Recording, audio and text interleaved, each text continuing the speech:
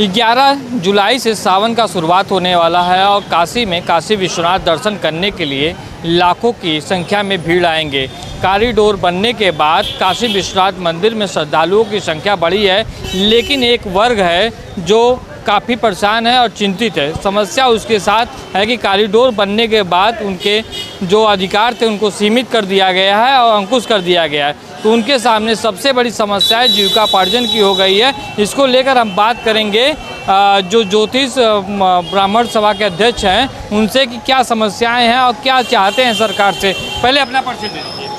मैं जगदीश पांडे जोशी ब्राह्मण संघ के सभापति हूं और बनारस में हमारा समझ लीजिए चौथा पीढ़ी है, चल रहे हैं। और मंदिर अधिग्रहण होने के पहले से हम लोग कार्यरत थे और बाबा का सेवा करते थे। हमारा परिवार चलता था, हमारा घर परिवार सब स्वस्थ रहते थे। जब से मंदिर अधिग्रहण हुआ उसके बाद से हम लोगों को सदा जो है इस तरीके से बाउंडेशन बांध दिया गया कि कहने की बात नहीं।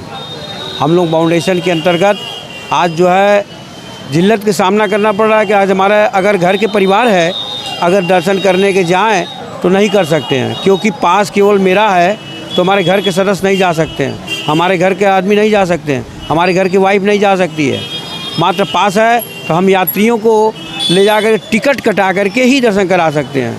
अगर कोई मेरी खास रिश्तेदार आ गया तो उसको मैं सोचिए शेड्यूल व्यवस्था के अंतर्गत कोई व्यवस्था हमको नहीं मिलता है।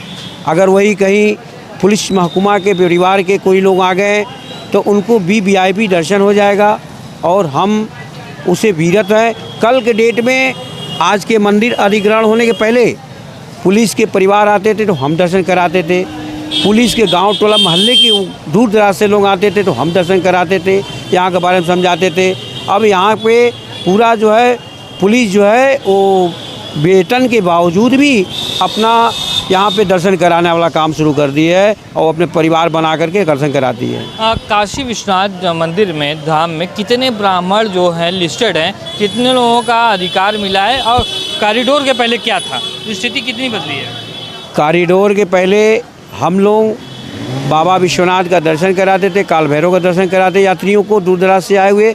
और यहाँ पे इतना होटलें नहीं थी, इतना धर्मशाला ही नहीं था।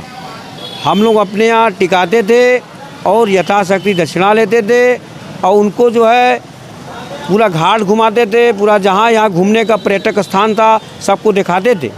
आज सबसे हम विरत हैं।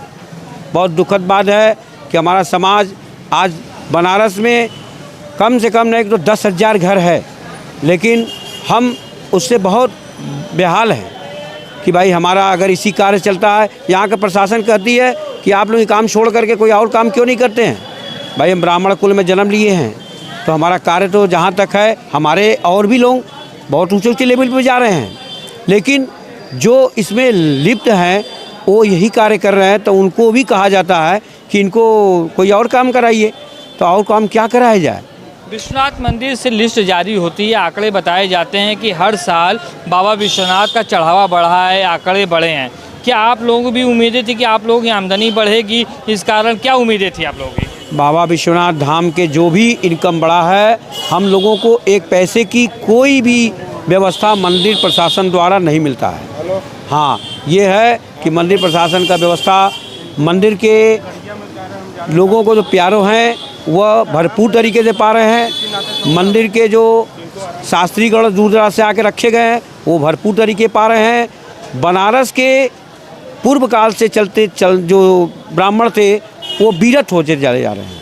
मंदिर प्रशासन पुजारियों को एक सिस्टम ला रही, वेतन वाली सिस्टम बात चल रही थी। क्या लगता है उस लोगों से आप लोगों को लाभ मिलेगा, कुछ हद तक फायदा होगा? जी, अभी तक तो कोई ऐसा हमको लाभ, हमारे समाज को लाभ नहीं मिला, तो हम क्या बताएं। हम ब्राह्मण को मंदिर से ही ना कोई लाभ मिला।